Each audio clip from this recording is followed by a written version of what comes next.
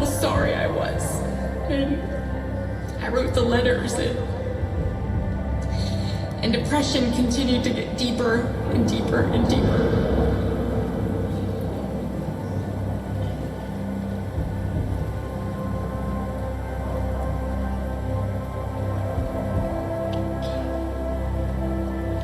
I was the only one in the car, and I was yelling, and I was hitting the steering wheel. Why, God? Why? Why my baby?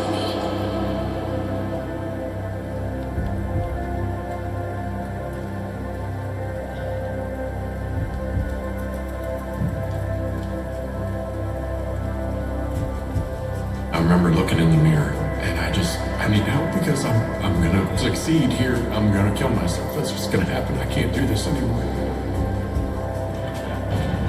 Waking up in a psych ward going, what happened?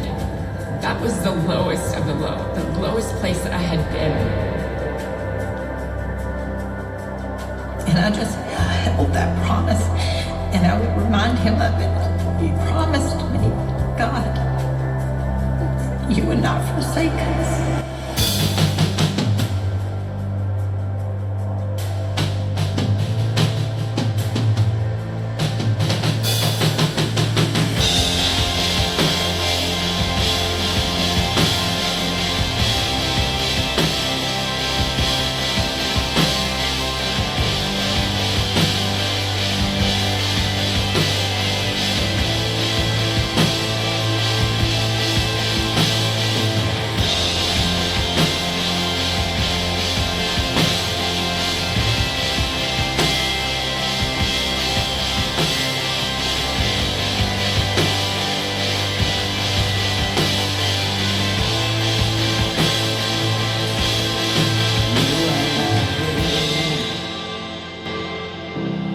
There's never been a moment when you were forgotten. You are not helpless.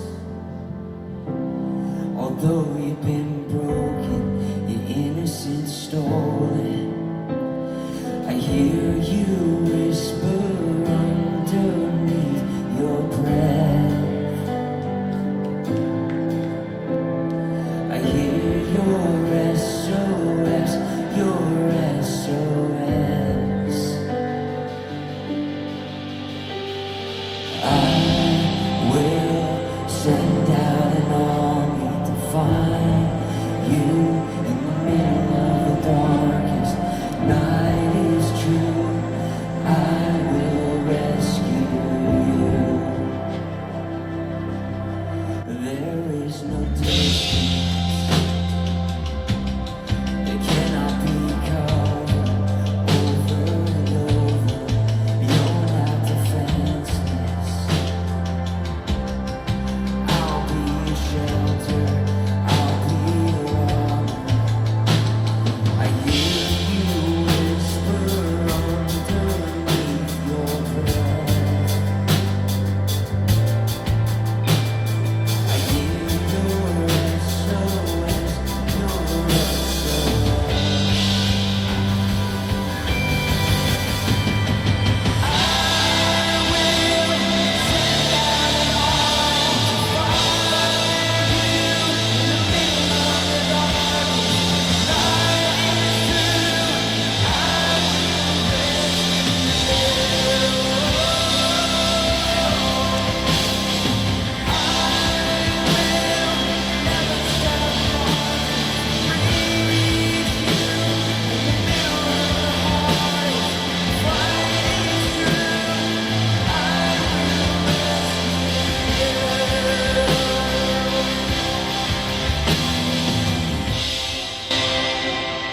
I will rescue you.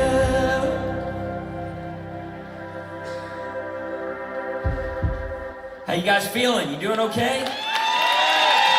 Hardinsburg, Kentucky, we are so excited to be here with you tonight. You can have a seat. So my name is Alan, as you've heard, a rumor. I'm having some vocal issues tonight, but we prayed. They prayed over my throat before I got out here, and I believe in Jesus is going to do a miracle. I'm going to put it all out there on the line for you, okay? So if I squeak a little bit, You didn't bring any fruit to throw at me, right? All right, good. So thank you so much for being here at the Story Tour. We're so excited to be here with you tonight. Yeah, my name's Joe. I just want to say we'll be selling tomatoes in the back for $5 a piece. No, it is such a pleasure to be here. Such a privilege. It's obviously a lot of fun what we get to do, but more than that, watching God move night after night, seeing what he can do face to face. And all we're doing is sharing stories of what he's already done. And telling you he'll do it again. And he'll do it again. So we're so glad you're here. We're glad to be here. And we're excited for tonight. I know you're hurting. I know you might feel hopeless or you might feel alone. And I know that some of you maybe can't see a way out. Maybe some of you came here and you've been asking for a sign. Friend, I want you to know that God has raised this ministry up from State College, Pennsylvania, and sent us to you. He sent us to Hardinsburg, Kentucky, to tell you that he loves you and that it's not over. Tonight can be your sign that God can take any bad and turn it into good. I was a drug addict. Jesus set me free. I'm living proof that Jesus is able. Tonight can be the sign that you need to cancel the plan to end your life that you walked in here with. Friend, I want you to know that you are not a mistake and that your life matters and that you were made in the image of God. And you might not know what that means or even believe that, and that's okay. Tonight can be the sign that you need to believe that you can get sober. Friends, he did it for me. I was an addict, and he turned my addiction into my ministry. And that's why we're here tonight. I want you to know that if you're breathing right now, you can have redemption flowing through your veins. It's not too late. Friend, I pray that the stories of others we carry, that our stories tonight, that my story would be your sign.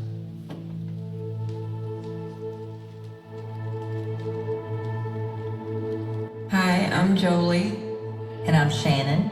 Growing up, my biological father was a drug addict himself. He sold drugs, so he was in prison for 10 years. I was 15. I went to my friend's house and drank for the first time, and her older cousin had sex with me while I was blacked out. From that came a lot of confusion. I felt like I wasn't worth any value anymore. I felt just like a dirty feeling that you can't get rid of. Fast forward a few years, and I got pregnant. After I got pregnant, I had my son, and then I met a girl. She became my girlfriend. We moved in together. She had an opiate addiction that one day just came. I want to do something, I want to try whatever. I did it with her, and I was immediately sick. I really had no idea what caused me to do it the second time, but I did. We moved from pills to now heroin. At this time, I was working at a strip club in Myrtle Beach. I was selling powder at the strip club. I was selling coke in the bathroom, doing pain pills. Now I'm at the point where it's not like a fun thing. Now I'm just maintaining. I got worse. We started smoking crack. One day, I had one of the other girls to shoot me up. So that is where started the needle addiction, with the fentanyl and shooting up. There would be periods of time that would go by that I would have no idea where she was, months at a time, and I would call all the numbers that I had, that she'd ever called me from. I've prayed for days and gone into the hood and gone door to door knocking till I could find out where she was. I would go months till sometimes they would message me and say, if you don't let us know where you are, we're putting a missing persons report out for you. So I would contact them because I didn't want any more police looking for me than already probably was. At this point in time, I think I had been to like 8 rehabs already. All of these things that could have happened to me that I could have fell victim to, and I was just missing them, was because of the covering of the prayer of my family and my mother, who were consistently praying on my behalf. I I can hear a whisper in the dead of night, saying all the things that make me wanna hide. I ain't got the stuff, I'm never good enough, telling me all the ways I failed, but I'm so far down, why even try? But you remind me that I'm not what I have done. And when I hear you speak, you say, child, in whom I love, you are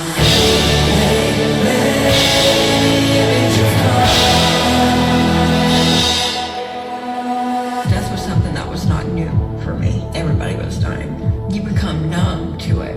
At this point, almost all of my friends had passed away. The whole 10 years that I had been using, I had never overdosed. I had brought a lot of people back that had overdosed, but I had never overdosed myself. I just became really fearful. I was like, somebody's gonna find me in a bathroom. That's how I'm gonna die. Like, somebody's gonna find me dead in a bathroom. I know it. Well, we'd been praying for years, you know, and just holding on.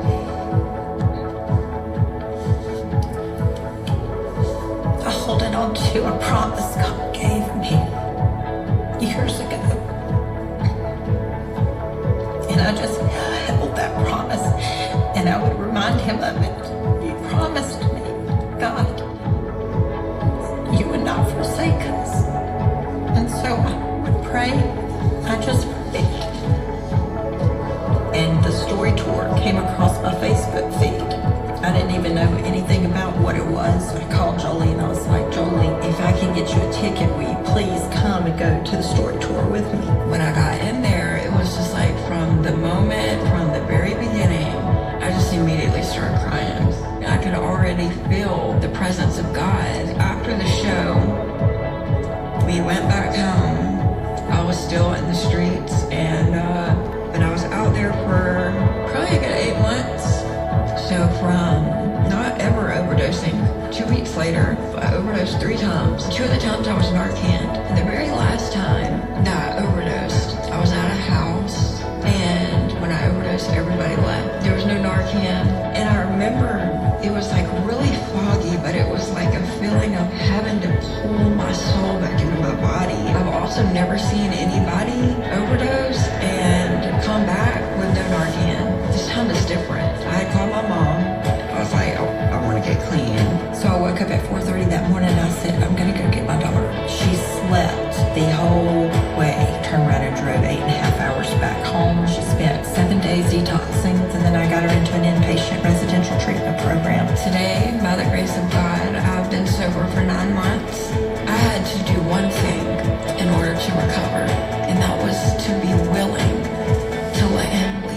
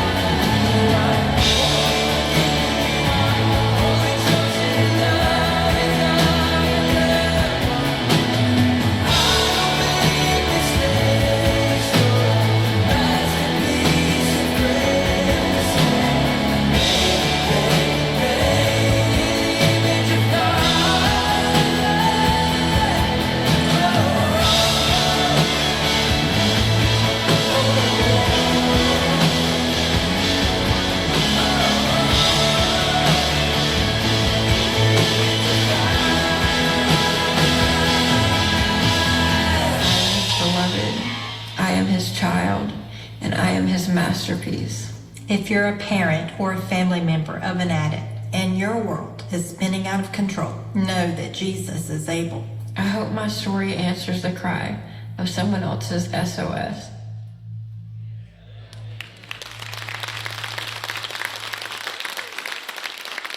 How you guys feeling? You doing okay?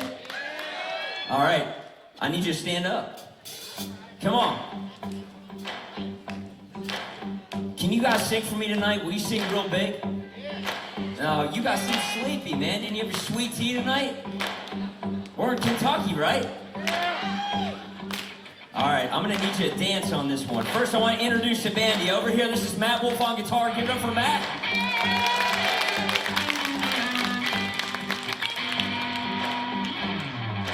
That was pretty good. I like it, I like it. Over here, we got Joe Lang on rhythm guitar. Give it up for Joe.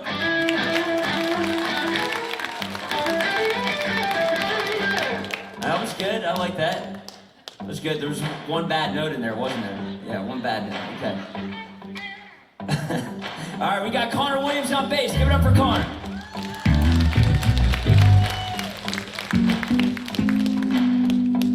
Oh, that's good. That was almost as good as your beard. And back here we got Christian Walker on drums. Give it up for Christian. All right. Yes, all right. Now here's what I need you to do, okay? If you're not coordinated like me, this could cause you some problems, but you'll be okay. All right, I need you to put your hands together like this. All right, good. All right. Now this is where it starts getting tricky. The plot thickens. Ready? Do what I do. Here we go. I want to see you move. Come on. Even the bald guy right there. You got to move more. Yeah, you right there. A little more over. Yep, that's good. That's good. All right. Now while we're doing this, I need you to repeat after me. You ready? Like this. Feel it. That was pretty good. That was pretty good. Pretty good. You look like a big singer. You want to sing Fearless? Right? Here we go. Fearless. That was good. You did a good job. What's your name? That's a pretty name. All right. Here's the next part. You ready? Goes like this. Promises. That was good. I like that. Okay. Thank you, brothers. Thank you. All right. You guys ready? No, you can't stop moving. You got to keep going. Come on. All right, this song's called Fearless. You know your part.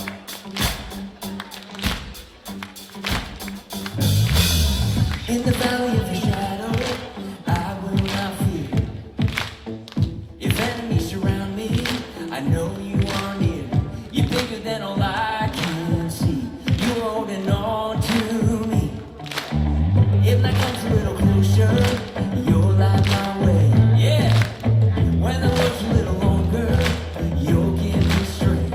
I hear you singing victory songs over every path I'm on. You sing, wanna live fearless.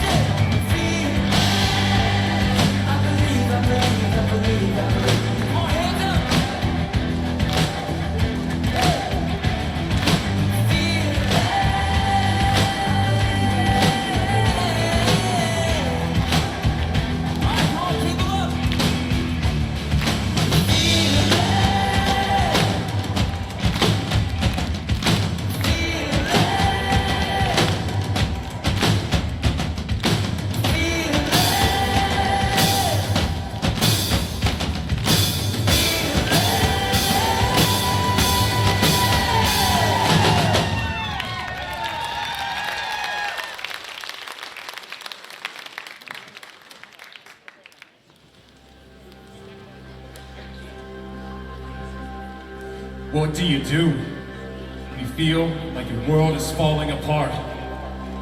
When everything feels like it's burning down? God, where are you? Am I alone? Or are you with me in the fire? So it was approximately 8:30 at night. I started to reach for my phone and it started to ring. And I instantly got sick in the stomach. So I said, hello. She said, your daughter has been in a car accident, a head-on collision. There was a driver coming from the other direction, came across her lane and hit her head on. He was drunk and he had a lot of drugs in his system. So then she went from Holy Spirit Hospital to Hershey Medical Center. That was January 20th, and she died on January 28th. I didn't make it the way out to the waiting room. I started to pass out, and there was a nurse out there. She grabbed a wheelchair, and she put me in it. And I was calling people, saying, pray, pray, pray. And she says to me, which is incredible, she said, would you like to pray? And I said, yeah. She goes, would you like me to pray? And I said, yes. And she prayed for my daughter. God sent a Christian to be with me, which was very comforting. I told him that he could have her.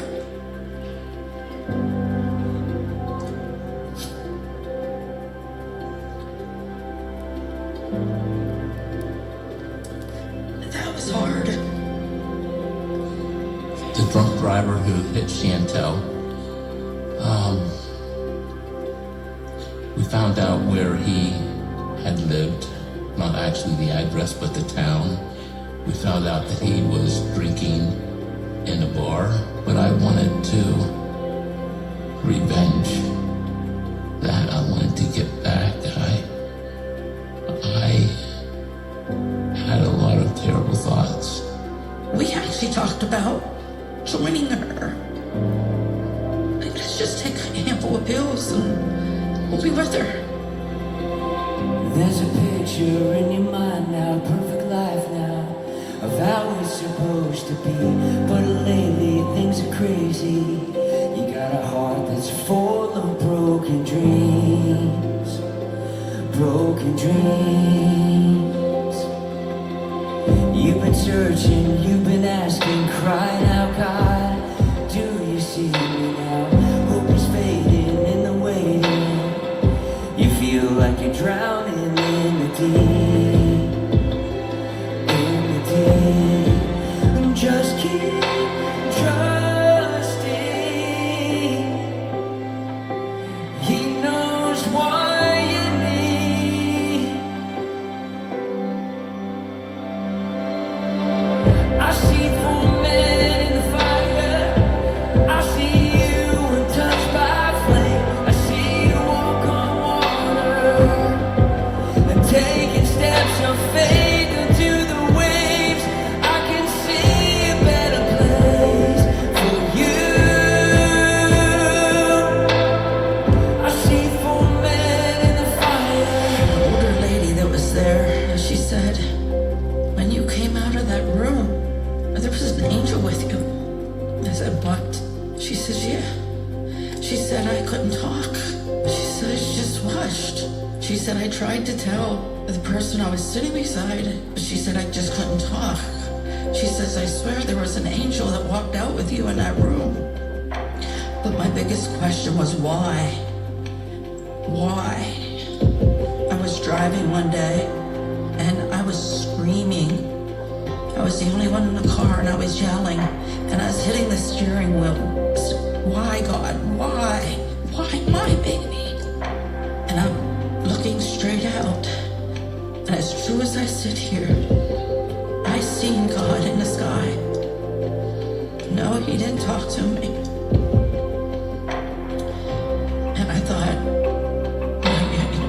seen clouds, because I didn't believe in people that would say, oh yeah, you know, I saw God, or, but here I am witnessing seeing God. And that wasn't a second. It was, he stayed there. It silenced me. And my friend says, well, you need to talk to my mother.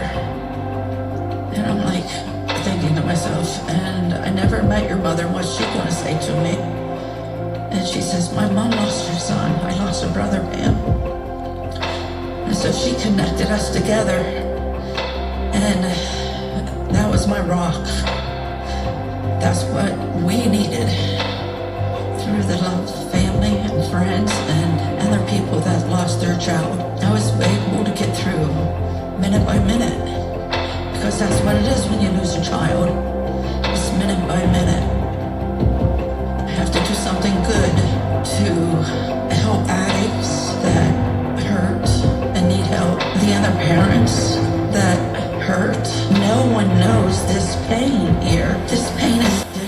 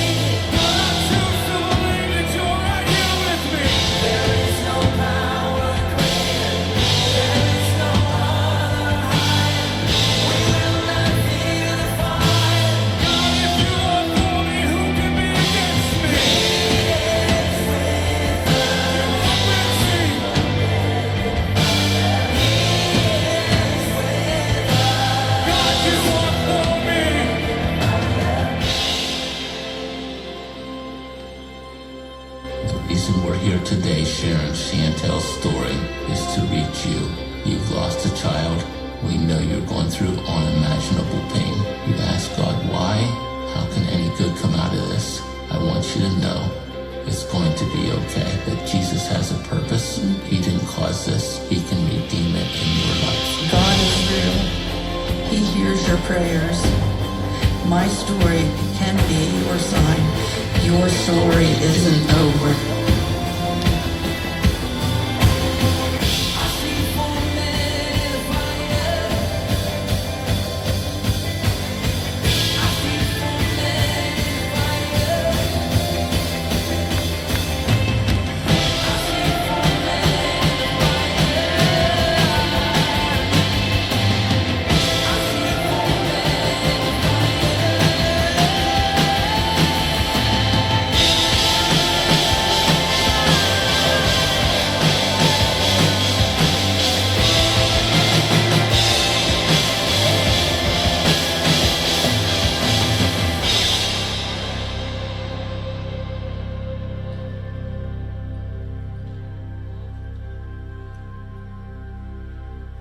When our life felt like it was burning down, He was with us in the fire.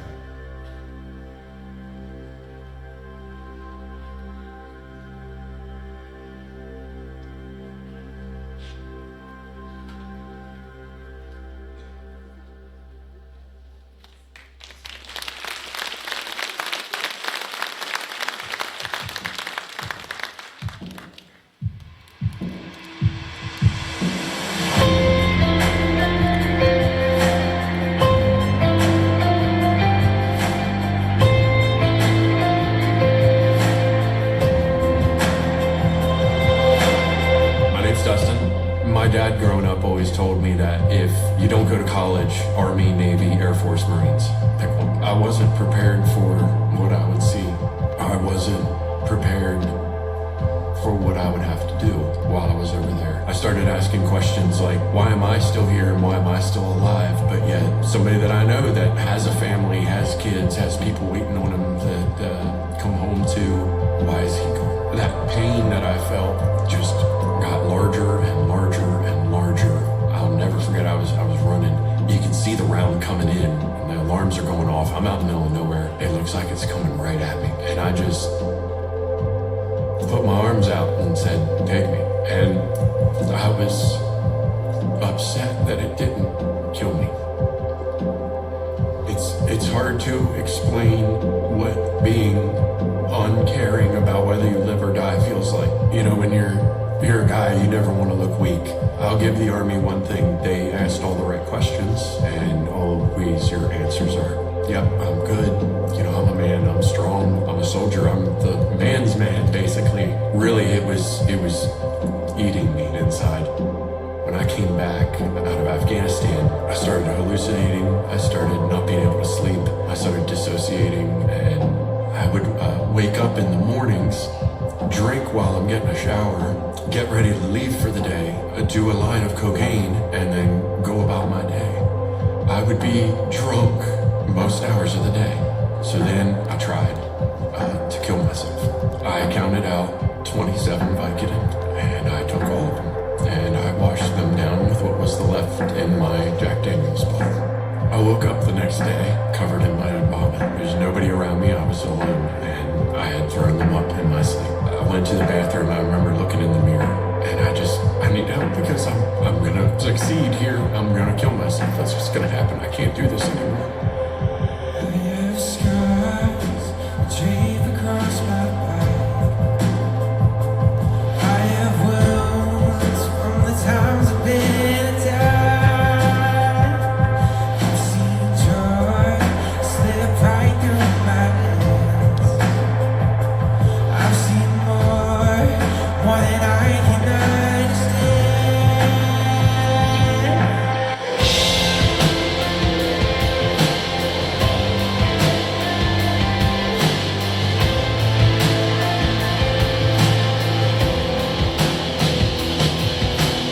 So I went into the Army substance abuse program, told them that I had a drug addiction, an alcohol problem, and I needed help. Following rehab, I get out, and I get out of the service, I get out of the military, I come back home. I feel like I've got it all together now. I was such an angry individual still, so even though I had dealt with the debilitating portions of PTSD, I was still angry, violent, mean, and narcissistic to pretty much everybody around me. 2 weeks after I got home from the military, I met Ashley. Like, it really shouldn't have worked because what woman would want to be around that all the time? And then she invited me to go to church one day because somebody invited her to go and she wanted me to go with her. And she kept asking me. Finally, I was like, fine, I'll go. So we started going.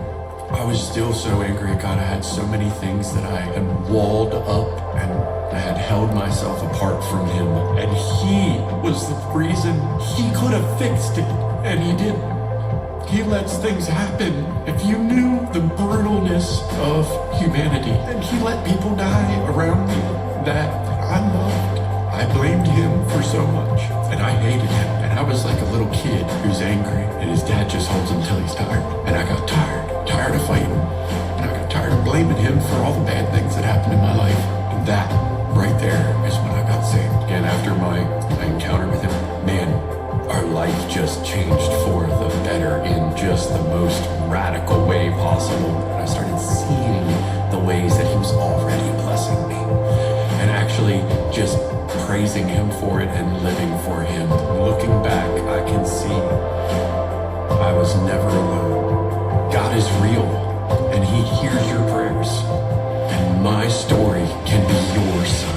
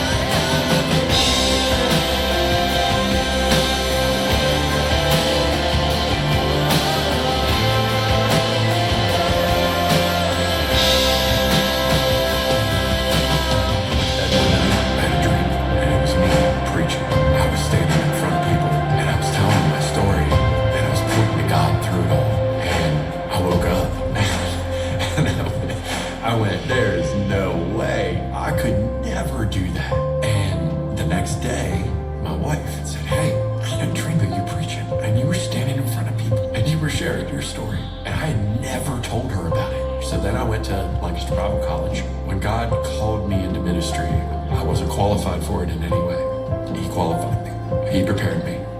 God gave me a vision for a church. 2 weeks actually from right now, I'm going to be launching The Way Church.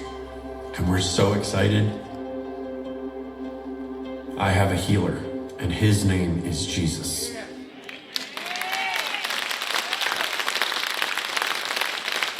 Well, you guys can have a seat. So, okay. This is Aaron's story.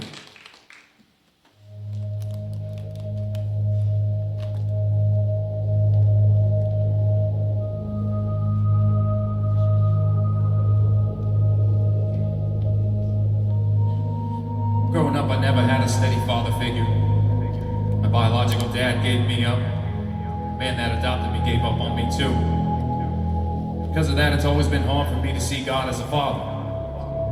How do you trust God as a father to take care of you when nobody else has, right? When I was a teenager, I was sent to a behavioral modification program in Montana. Spent 2 years there from 14 to 16. You might have heard of the Netflix documentary Cons, Cults, and Kidnappings. That's the place. It was mentally and emotionally abusive, dog-eat-dog system where kids were pitted against each other with the promise of eventually going home. Eventually, I got out. I was raised Catholic, but that never went over great with me.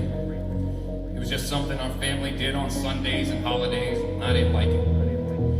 Learned about practicing Buddhism in Montana because the teachings were making sense to me. Not long after dropping out of my senior year of high school, I started practicing witchcraft because I was searching. It was around that time I ended up in jail for stealing a firearm. Jailer cellmate told me how Jesus healed him of hepatitis and cracked something open in me. A pastor I knew would visit. I started reading the Bible and praying.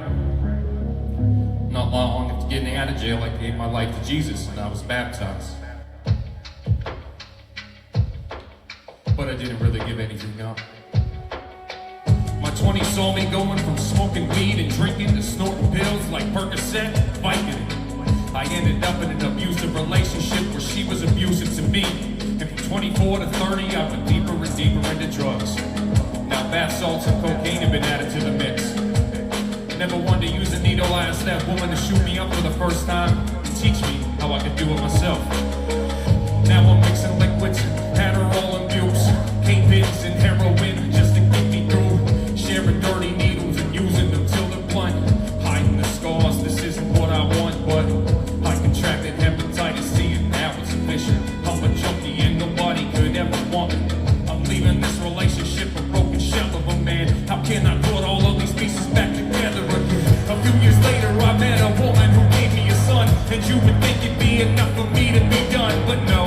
I wake up, hit the shower to bring the base to the surface. I'm just hoping to find one. A couple of hours, multiple times a day, sitting alone in the bathroom trying to find a way. I wanna quit, but I don't see how it's possible. Repeating this cycle over and over is volatile. Everything is planned around what I will use next.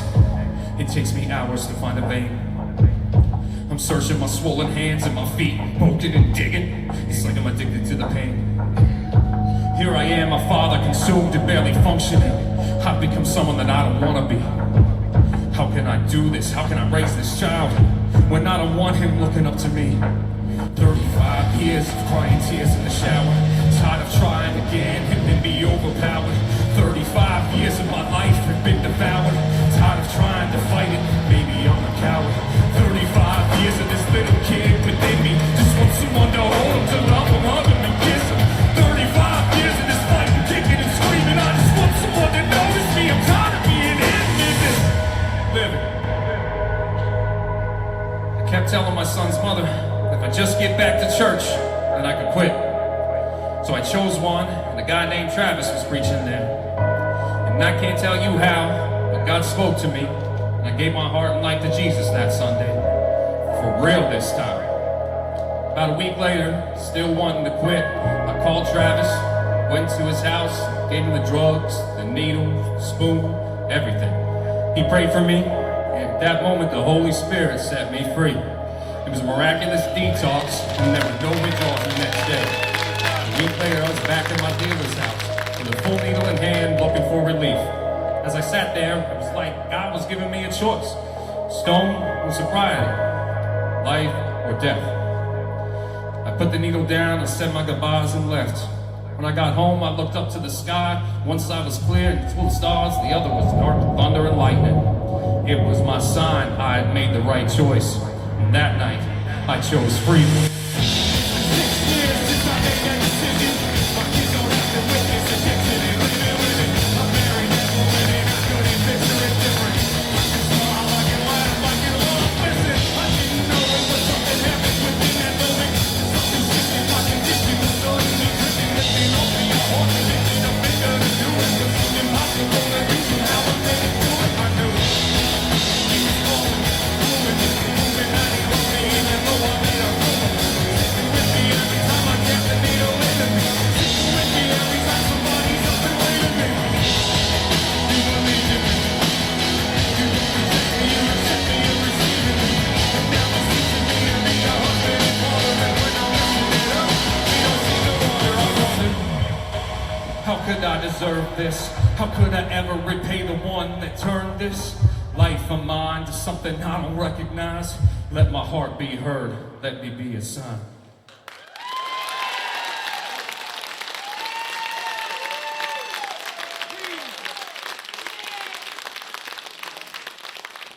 Can you hear God whispering to you that you are not alone? Can you hear Him saying that it's not over? My story can be His I love you. Because God is able. And He works through the brokenness in our lives to reach others. And friends, there was a time when I needed a sign.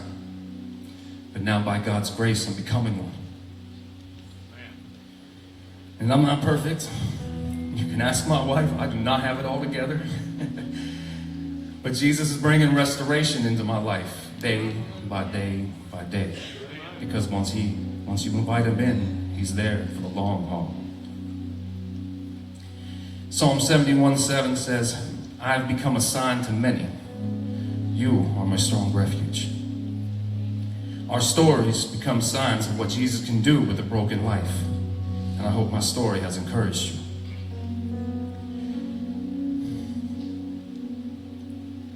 Psalm 38:9 says, Lord, my every desire is before you. My sighing is not hidden from you. Jesus loves you. He cares for you. He hears your cries. He hears your defeated, discouraged sighs, the ones that nobody else does. He cares about your deepest desires, your worries about tomorrow, your hurts, your habits, and your hang-ups, your brokenness, your regrets, and your shame. And it don't matter if you've been abused or been the abuser like I've been. And it don't matter if you've been trapped in addiction or stuck in the cycle of pornography like I have been. It don't matter what you're going through or where you've been. Jesus calls you by name. You can cast all your cares upon Him. In the Bible, in 1 Peter 5:7, it says, cast all your cares on Him because He cares for you. And I know that it's hard. And I know how scary it can be, right? Because life has given us 1,000 reasons not to trust God. Just open the internet. You'll have as many as you want. But hear me. He restores and He gives freedom.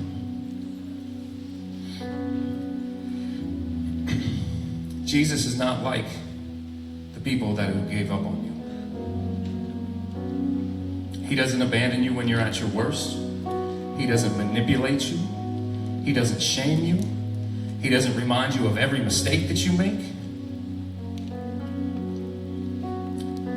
He is a good father to the father that's like me.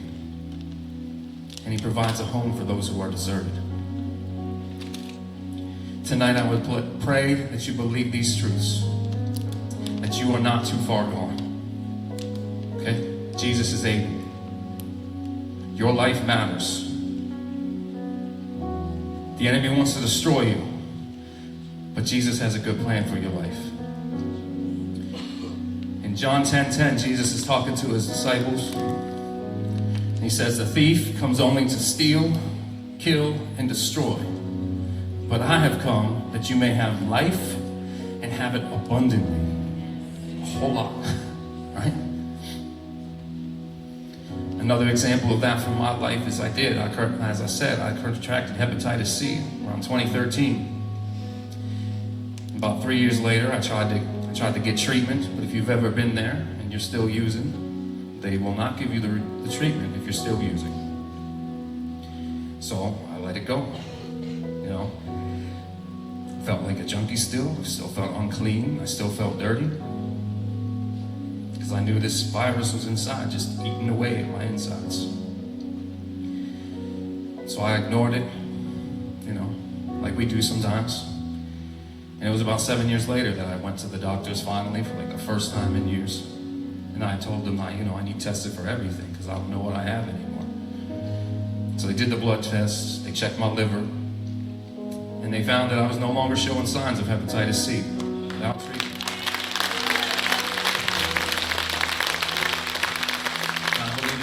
Who healed me. Even when I was unclean. Even when I felt like I was the bottom of the barrel of society. Because that's who he is. He's a friend to the people in low places. If you're in a low place, know that Jesus is someone that's going to come alongside you. People might not. It's fine. But Jesus will. Because please hear me. He never stops showing up in our lives. Never. So if you walked in here with a suicide plan, this is your sign to cancel it. If you came in thinking that nobody cares, this is your sign that Jesus does. If you came in believing that your story was finished, this is your sign that God is still writing it. And I pray that you know that Jesus is brighter than the darkest night. Friends, please, let our stories be your sign. Isn't that powerful? Thank you, brother. What God can do in a life. And that's what God does. He flips things around. He takes bad and he turns it into good. John 6:44 says, no one can come to me unless the Father who sent me draws him, giving the desire to come. Those are Jesus' words. The fact that you're here tonight is a sign that God is drawing you, that he's called you by name. The fact that you're here tonight is a sign that God hasn't given up on you and that your story isn't over. And someday, even today, what God does in your story may be the sign that keeps someone else alive. Do you believe that tonight? Amen. So can we teach you guys a song? Will you sing it? Yeah. Okay. Friends, I want you to know that you are not alone. You can have a seat. I want you to know that you are not alone. And we had the opportunity for this song to be in a movie that's coming out later this year. It's on by Angel Studios. And so we got to write this version of this song. And you may have heard it before, but if you haven't, this is a new rendition of the song. So I want to teach you the chorus, and then I need you to sing really loud, okay? Okay? All right, here we go. I am not alone. I am not afraid. Your turn. 1, 2, 3. I am not alone. I am not afraid. You sound good, but you're gonna have to be louder. I'll come sit in your lap. I'll sing it right to you. My breath probably stinks really bad. All right, here's the next part. You ready? Every step I take, you're the God who stays. Your turn. 1, 2, 3. Every step I take, you're the God who stays. You sound beautiful. I like what you do with your voice there. It was good. It was good. This guy's a good voice, doesn't he? Oh my gosh. All right, this song's called Not Alone.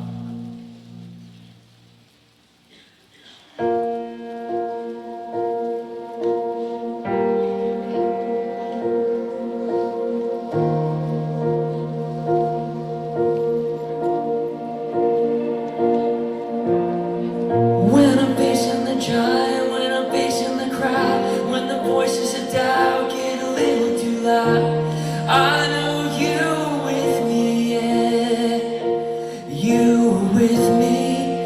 When I can't see the way, when I'm losing my faith, looking out at the waves and I'm not feeling brave, I know you are with me, yeah.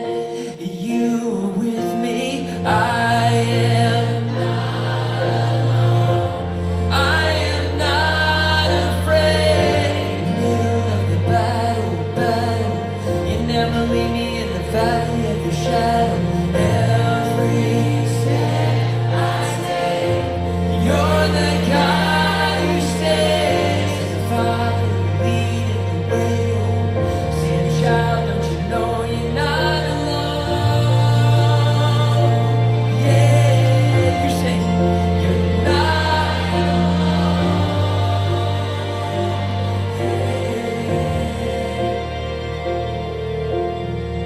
There's nowhere I can run, nowhere I can hide. Your presence surrounds me in the dead of the night. I know you are with me, yeah. You are with me. Nothing in front of me can stand in your way.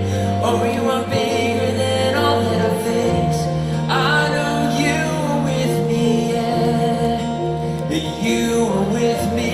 I am not alone.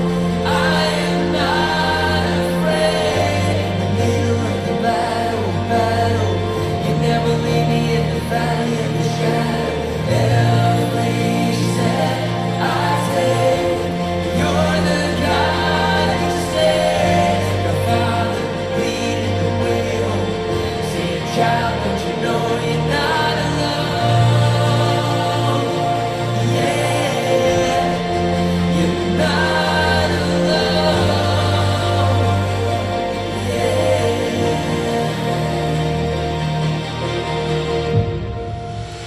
I am not alone.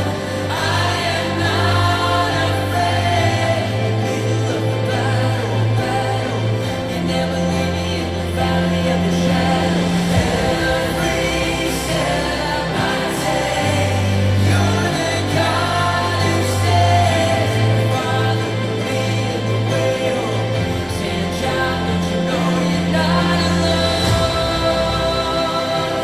Yeah, you're not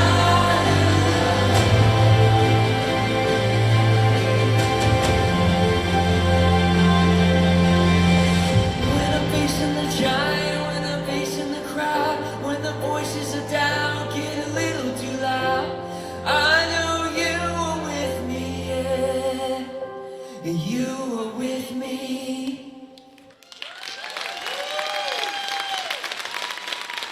Thank you guys.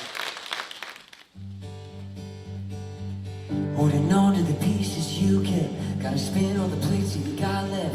Gonna make everything come out right. Gonna show everyone your fight. Sleeps to the weak, no rest for the weary. These are the lies that we all believe. Believe you don't have to hold it all together. You don't have to hold it all, hold it all. He's holding on to you.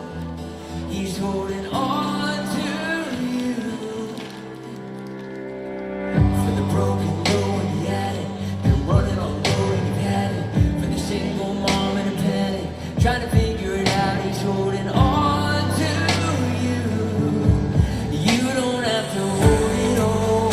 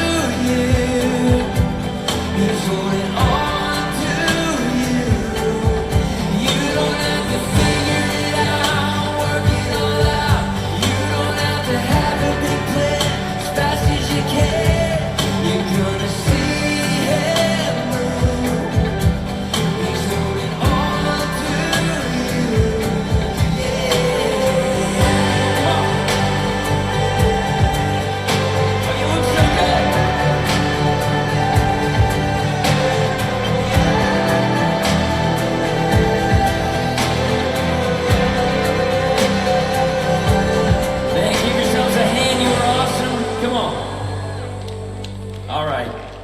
Hey, so I want to, I want to play a song for you, but you might get mad at me. Never? Hey, can one of you guys grab my mic stand? Okay, so, you promise you won't get mad at me if I play this song? Nah, you're not very convincing, you guys. Okay. So, here's the deal. This song, I want you to know, this song is called Loser. Now, let me tell you something. This song is not saying that you or any drug addict is a loser. Let that sink in, okay? I'll tell you the story. So, I was writing with another songwriter, and actually he had sent me a message, and he read my biography on my website, and he said, I found a word in your biography, and he said, I started writing a song about it. Can you guess which word it was? And he sent me like 3 sentences. And I said, well, loser was in my biography. I said, I think you picked the word loser. And he said, yes. And so, so we wrote a song called Loser.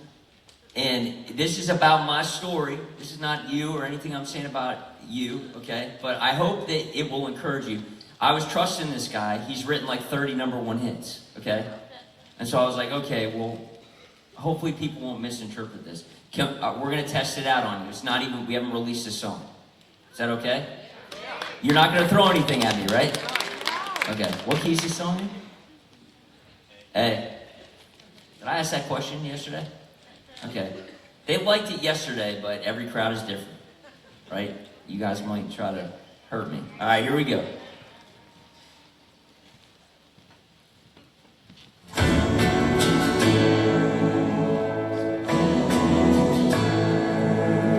The king of bad decisions, yeah, I've won the crown. Had a reputation I could not live down.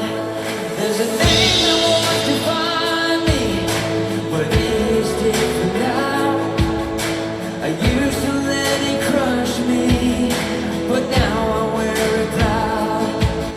I'm a loser of guilt, I'm a loser of shame, 'cause I found forgiveness when I call on Jesus' name. As far as the east is from the west, that's the difference in this man. Between the loser I was and the loser I am. Some say faith is weakness, I'm okay with that, 'cause I tried and failed to pull myself up by my own bootstraps. Life was not worth living when I was in the driver's seat. In the end, I had nothing to lose but the emptiness in me. I'm a loser of guilt, a loser of shame, 'cause I found forgiveness when I call on Jesus' name. As far as the east is from the west, that's the difference in this man. The loser I was and the loser I am. Come on, go!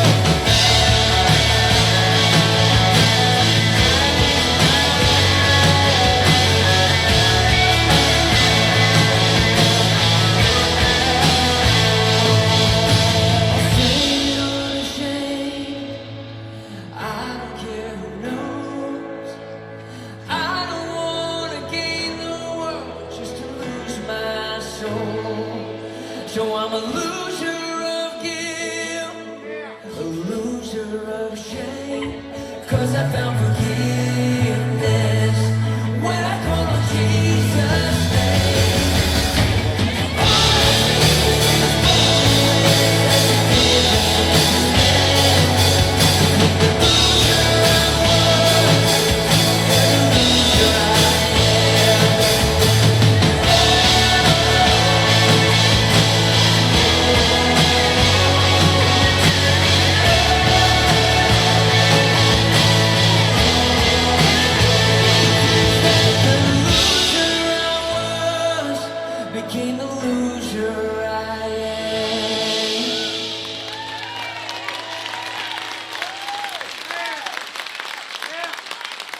So like 70% of you aren't mad at me, right?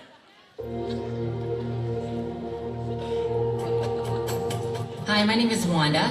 I was born in a conservative Mennonite church. My father, most of his money went towards women and his other addictions, and he was very, very abusive. One of the things that was probably the hardest for me was the physical abuse growing up. The beatings were horrifying.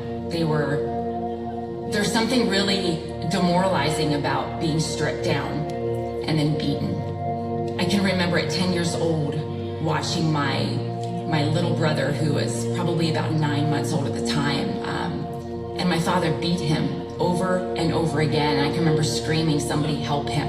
I'm someone who has a lot of signs of sexual abuse. I do know that he was a pedophile. He was caught in the basement of our church at the time, and he was molesting a young girl. They caught him and they swept it under the rug.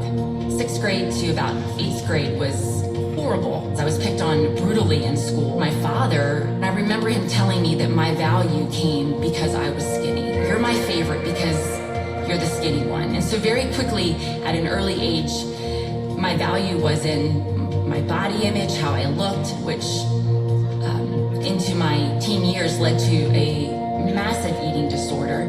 And my senior year of high school, I ended up in the hospital. And I remember my doctor looking at my mom and saying, either she goes home and she dies, or she needs to go to rehab. And so I went into rehab in Philadelphia. I was dating a guy named Ryan at the time. Never thought I was good enough for him. But yet, someone wanted me. He loved the Lord. He was a good man. But he was very controlling as well, as far as relationships and friendships. We got pregnant. I didn't want to get married just because I was pregnant. I remember praying about it and asking God, I don't know what to do. I don't want to get married just because of that. But yet there was a peace that I found that God gave me that, yeah, this is what I want you to do. I want you to get married. So the first 5 years, it was hard. After that, we kind of fell into this rhythm and this routine. We raised kids together. We parented well together, but I never was able to feel emotionally connected with him. I don't remember really even talking about it. Little did he know that was because of his own wounds and his own life and the things that he had to look at.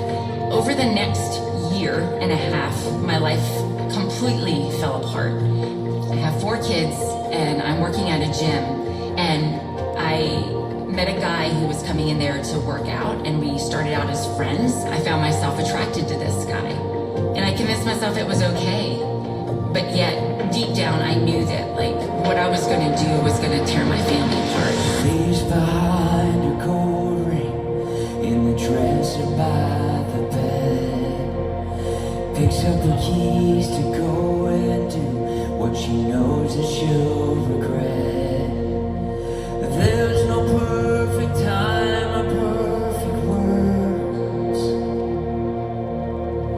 Every shameful, shattered heart gets hurt.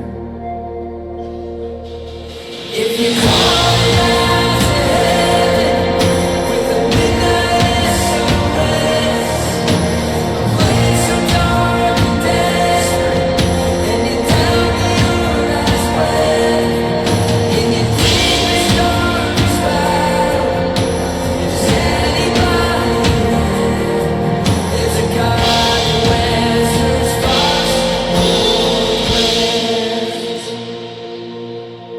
And it did turn physical, and it's something that I regret deeply.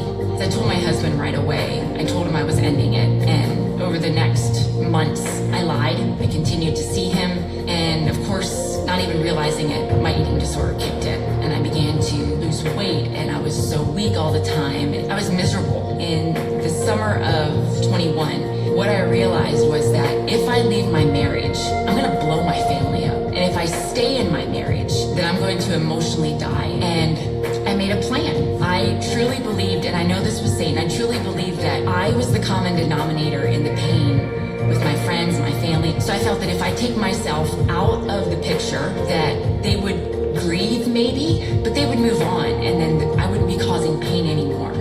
So I came up with a plan. I began to work on my goodbye videos, and I told my kids,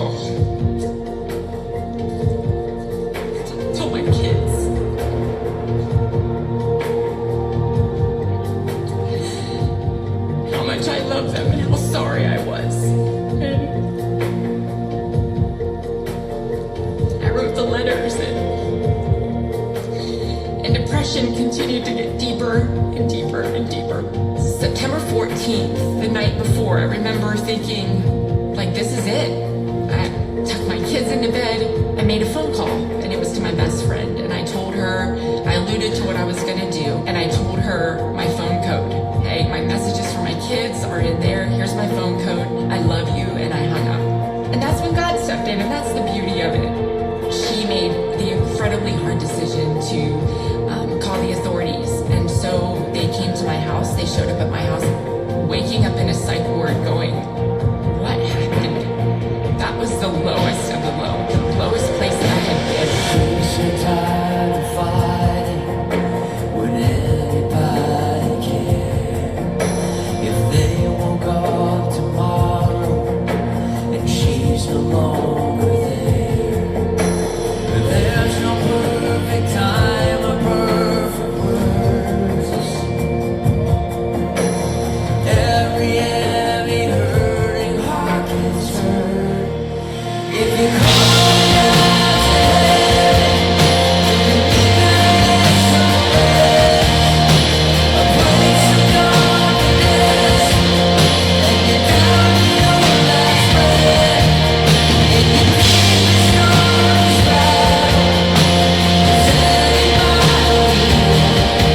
there's a God who answers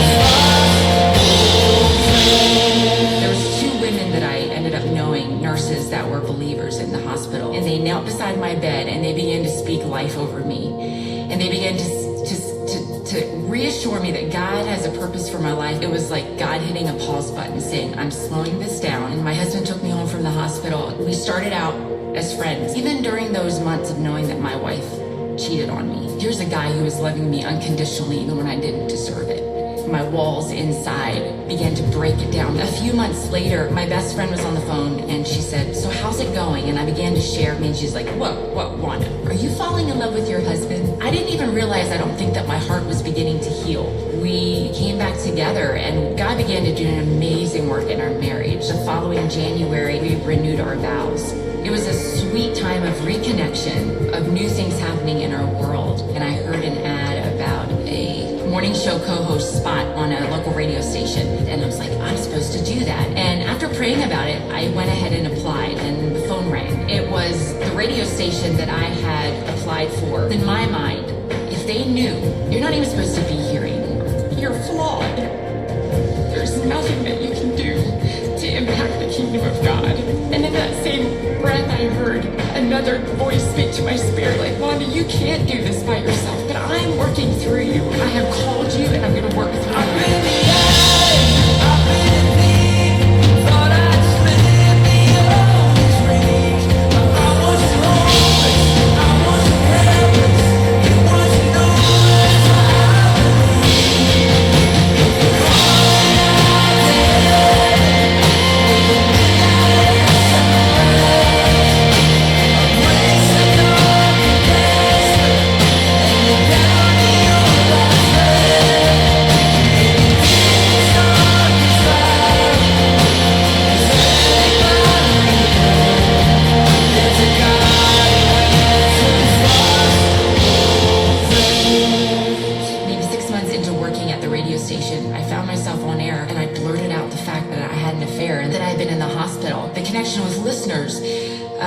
That are able to say, that was me too. I had an affair. I wanted to end my life. I struggle with an eating disorder. I've been able to encourage them and show them that there is something on the other side.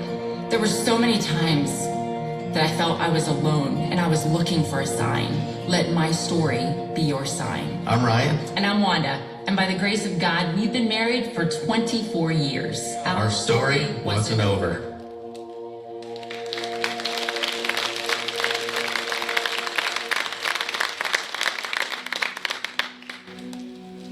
Well, I want to say thank you so much for being here tonight. Are you guys still doing okay?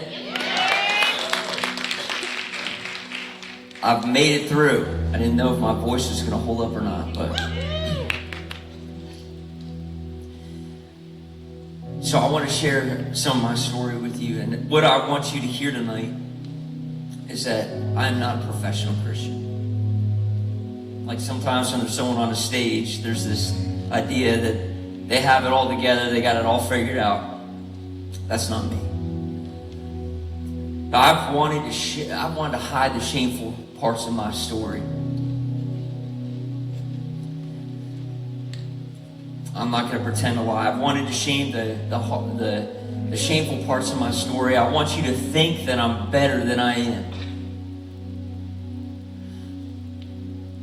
But if there's one thing that I've learned, it's that if I keep silent, someone in this room might not be here tomorrow. God continues to bring healing into my life. My recovery has been a journey, not a destination, but He continues to write my story. And my story can be your sign. For the longest time, I thought my story was about addiction. But addiction was never the issue. Addiction was a symptom. From the beginning, my world was unstable. It was chaotic. There was fighting, secrets, broken relationships. My younger brother and I were both a result of an affair. So the guy who raised me for the first 8 years of my life wasn't my biological father. And I wouldn't find that out until I was 23. The earliest emotion that I remember, and that just stayed with me the whole way through, wasn't anger, wasn't fear, but it was rejection. I never felt like I fit in. So I spent most of my adult life trying to earn the approval of other people, trying to feel wanted. Even in the middle of all the dysfunction of my home life, my mom taught me who God was. And I said the sinner's prayer when I was 3 years old. I don't know if I really got saved then or not, but I knew who Jesus was. My parents eventually separated. We lived with my stepfather, or I knew him as my father. When I was 6 or 7 years old, I found his stash of dirty magazines. And that was the introduction of pornography into my life. When I was 8 years old, my mom stole my younger brother and I from my father on a custody visit. And in my 8-year-old mind, I began to believe it felt like abandonment. And I began to believe the lie that people leave me. And the label that I began to wear was called rejected. And I remember screaming and trying to get to the telephone to call my dad. He wouldn't be a part of my life again for 36 years. So that year, my brother and myself and my mom, we lived in a homeless shelter for a while. And then after that, we moved in with kind of a dysfunctional family. And while we were there, an older teenage boy sexually abused me. I was probably 8 or 9 years old. Rejection continued to dominate my life and be the loudest voice in my head. You don't belong. You're a loser. Those are the lies that constantly were swirling in the things that I believed. My mom eventually remarried, and it started off as emotionally abusive, but ended up as physically abusive. And our house became a war zone. I lived on the edge of out of control. I felt like a loser. I always felt lower than everyone else. And so when I was a teenager, I discovered drugs and alcohol, and right away, I love what they gave me. They gave me confidence, relief, escape. I didn't start using because I wanted to destroy my life. I started using because I was trying to survive it. But I discovered that the things that I used to survive eventually started destroying me. My addiction escalated. I was expelled from one high school in 10th grade. I dropped out of another one my senior year. My family was unraveling. My brother was struggling with drugs. I got him into that mess. And I kind of hit a low point when I was 17 years old. I went to rehab, and I wasn't ready to let Jesus work in my life. I was still holding on. I was addicted to anything that would give me a rush. Heavier drinking, heavier drugs, more drugs. I was addicted to sex. I was highly promiscuous. And I got to the point where I was lying, stealing from my family, my friends, strangers, a drug dealer, breaking into houses and cars, selling stuff that I own to pay for my lifestyle, running from the police. And eventually I ended up in Dallas, Texas, where I just used crystal meth, slept in drug houses or on people's couches. And I felt like a piece of trash. And so I tried to get my life back together on my own. I moved back to Pennsylvania, but I discovered the things that used to help me escape now trapped me. I tried to hold down jobs. I tried to go to college. I tried to have a normal life, but I kept failing harder and harder. Always on the run from the drug dealer I ripped off, or the police, or the people I had stolen from, stuck in the same cycle, doing the same things over and over and over, feeling hopeless day after day. I really believed that I could never change. I remember I used to talk to myself and say, Alan, you're going to be a liar and a drug addict for the rest of your life. You can't get out of this. And it was at that point, is my lowest point, that I asked God for help. And he answered my prayer. It wasn't the way I'd expected. He answered it. His rescue came in the form of an arrest. And at first, jail felt like the end of my story. But 3 weeks in, I began to realize it was actually a rescue. Because sometimes what feels like a punishment is actually protection. And God used that in another stint in rehab to bring radical change into my life. And I've been sober from drugs and alcohol since October 28, 2001. So it's been about 25 years.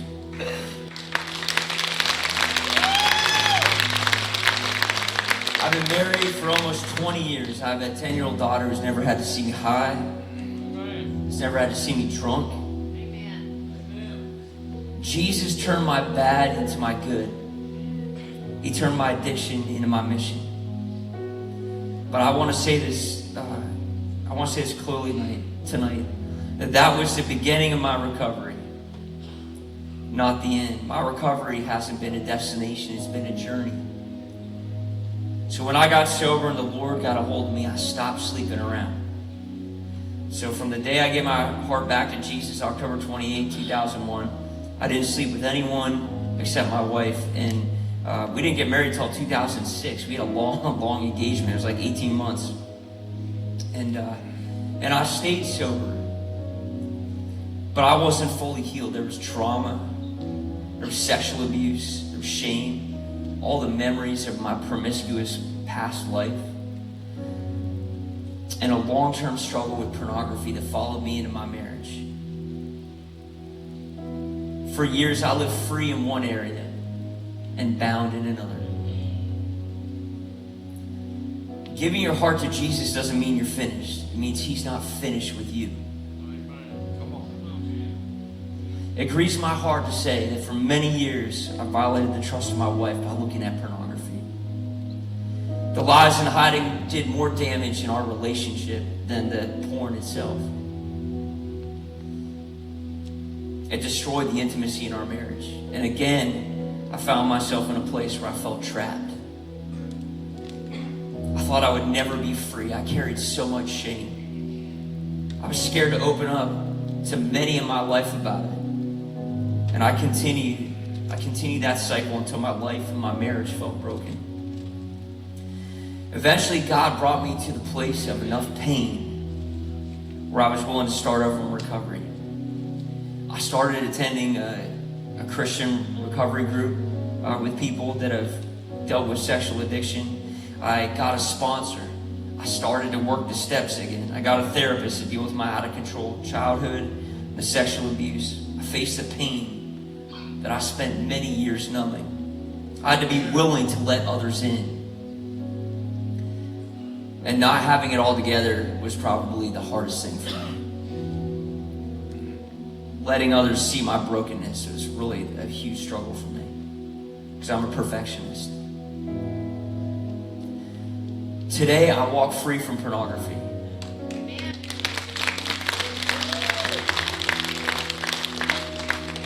And this is the bigger win in my opinion. And I share this because I want you to know you can be free. It doesn't matter what you're facing. The bigger win in my opinion is that today I have victory in my thought life. That's where the real battle is. I have dominion over my eyes, my thoughts, and my behavior. I'm not perfect, but I've consistently seen God bring freedom and walk that freedom out in my life. God has brought healing not just to my outside, but to my inside. You see, there was a time where I was really concerned with how I looked on the outside. And today I'm just vomiting out my insides for you to see. It's shameful for me to talk about it. I feel shame when I talk about this. But you will not think of me as being some superstar Christian. I'm just like you. And Jesus takes broken people and puts them back together and puts them on display for the world to see.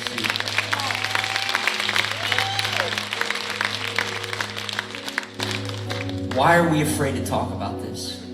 Did you know 54% of practicing Christians admit to using porn at least once a month? We won't talk about it in the church. We're scared. We're ashamed. We need each other, but we live on islands. And I'm here to let you know that with Jesus, freedom is possible in every area, whether you've been a drug addict or whether you've been an alcoholic or whether you've been, no matter what you're facing, Jesus is able. But shame is a killer, and I'm here tonight to kill your shame. Jesus died for your shame and your sin. Shame will never heal you. Only Jesus can do that. And his act on the cross was an act that he did to steal your shame, to take it away. He got something that he didn't deserve, which is my filth and my shame. And then he turns around and he offers us something that we don't deserve, which is credit for his absolute perfection. He credits it into our account. And we walk as though we have always been clean and blameless before God. See, that's the good news. It gets complicated. We make it complicated. But that's the good news. He took what we deserve, and we get what he deserves. I want you to know that Jesus is able. He finishes what he starts. Every place that I thought my story was over, God was actually leaving a sign. He was leaving a sign that he hadn't abandoned me, a sign that he was still working. So if you're here tonight and you're still struggling, it's okay to struggle. If you're still healing, if you're still unfinished, let my story be your sign. If God kept working in me through rejection, addiction, relapse, trauma, slow healing, and certainly your story isn't over either. God is faithful and he finishes what he starts. Philippians 1:6 says, God is the one who began this good work in you, and I am certain that he won't stop before it is complete. Friends, I want you to know that Jesus is the starter and Jesus is the finisher. His job is to do the work. Our job is to trust him, trust that he will, and follow his leading. Friend, I hope you know that you are seen. I hope you know that you're seen.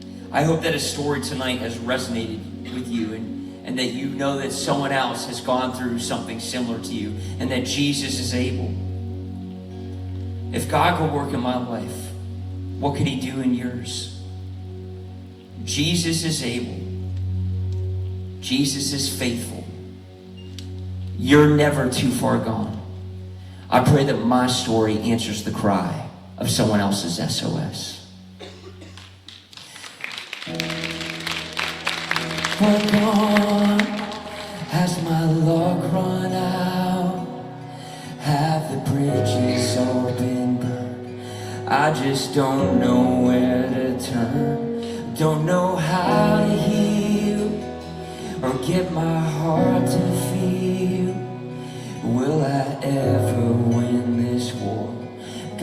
'cause I've been here before. I'm feeling dirty, unworthy, and hurting, and asking if you would send me a sign. Show me I'm not alone. Show me where I belong, and if I'm worth the fight. I need a sign, something to be the spark, someone to light the dark and bring me back to life. I need a sign. I believe you're real, that you answer prayers, but honestly it's hard to know if your grace can reach this low. Send me a sign, show me I'm not alone, show me where I belong, and if I'm worth the fight. I need a sign, something to be the spark, someone to light the dark and bring me back to life. I need a sign.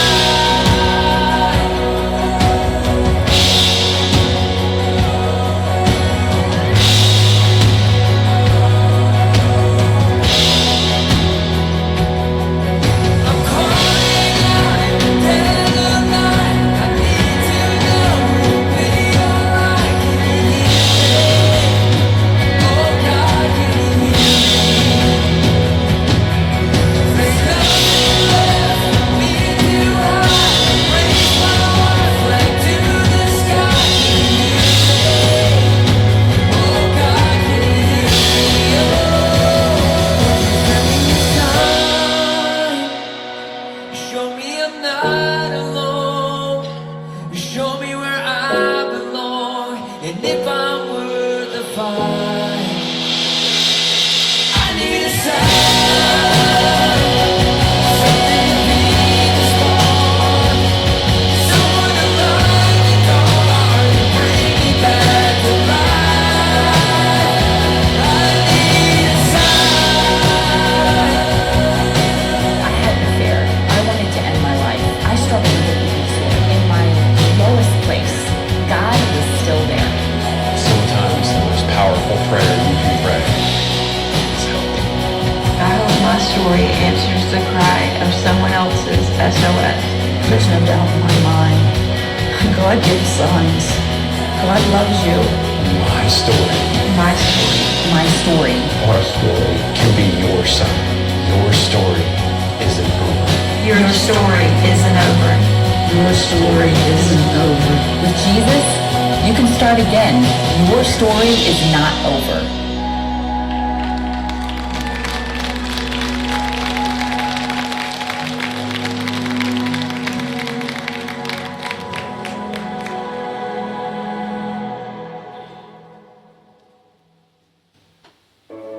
You guys doing okay?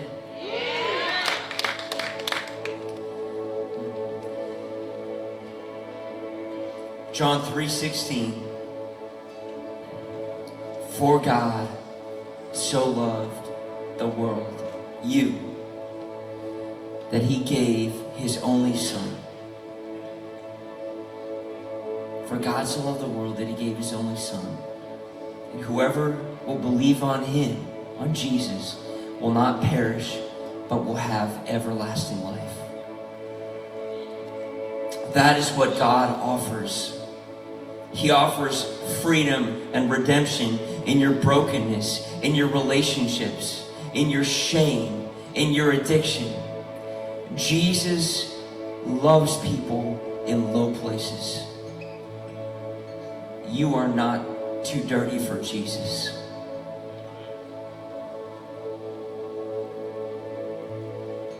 If you're struggling in an area of your life and you need to see Jesus bring restoration and redemption into your life, I want you to stand up right now. If you're struggling and you need Jesus to bring restoration and redemption into your life, okay. I'm going to ask you to come down right now. Our prayer partners are here. They're going to pray for you.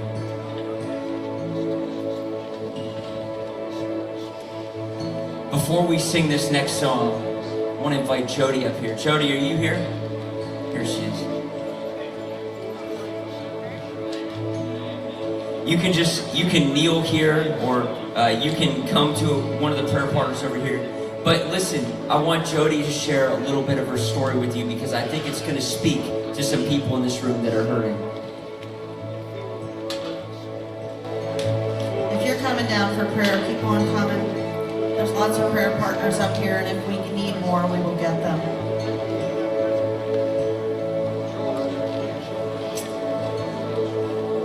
So this is only the third time I've shared my story, so I'm still a little bit nervous doing this, but my childhood was a blur of mother against father, sister against sister, mental and physical abuse, Christian legalism, and undiagnosed mental health issues. This led me to hide in the shadows of life. I was always fearful, always made to feel like a burden, completely unlovable and unworthy. At 12 years old, my life changed drastically. I was told one night that I didn't want to be there anymore, then go live with your dad. So I did. I went from a home where everything was strictly controlled to having almost complete freedom to make any of my own choices. And as you can probably imagine, that didn't go so well. I was desperate for love, approval, attention, to be known and valued, but it became chaos. I thought I would get what I wanted by giving myself away.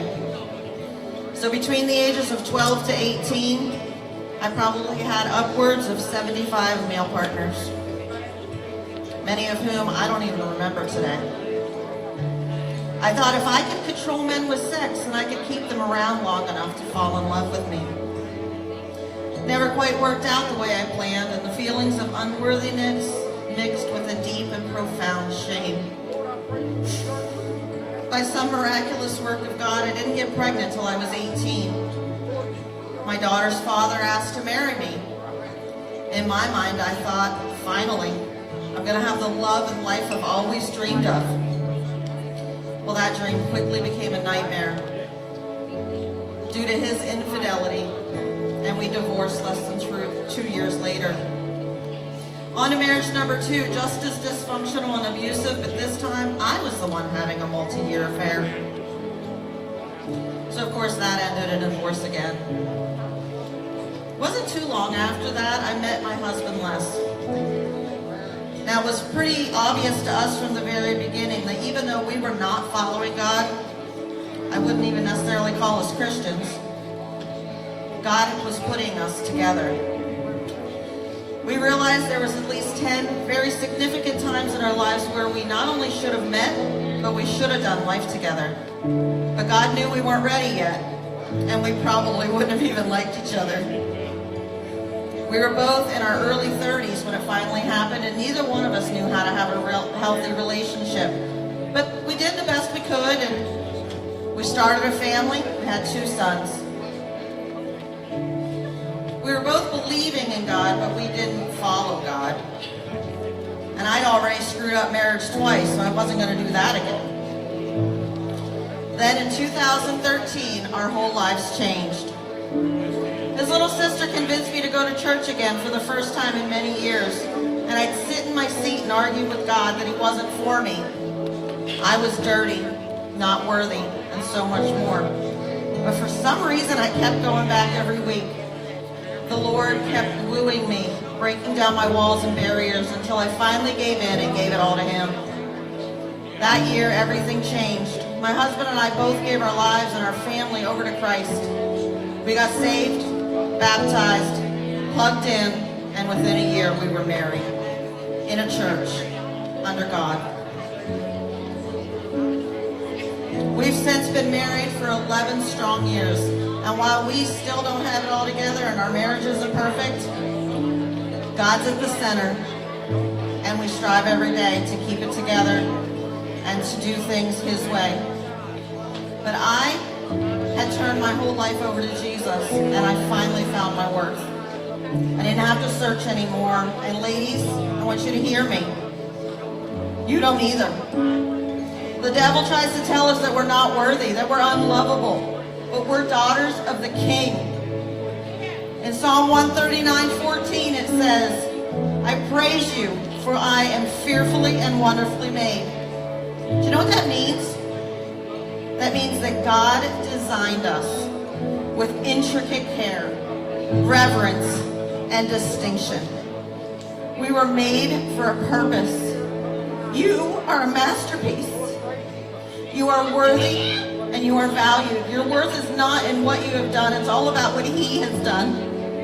And ladies, I pray that you believe that tonight. So I'm gonna ask for any ladies that have resonated with my story. I'm gonna come down front here without the mic. If you want to come down, if you ever felt like I have, come down and pray with me. It'd be my honor to pray with you. Thank you. So right now we want to invite any women that resonated with Jody's story, and I also want to invite another type of person down here. If your marriage feels broken, if it seems like there are impossible odds facing your marriage and you want healing in your marriage, I want to invite you to come down now. The rest of you guys, let's stand up. We're going to worship to this song together. But again, if you're a lady and you resonated with Jody's story, or you need prayer for your marriage, come on down. There is only healing and hope. In your name, Jesus.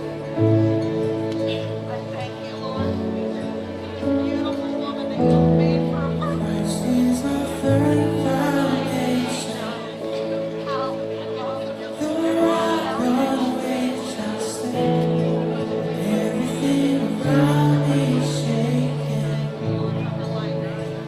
I've never been more glad.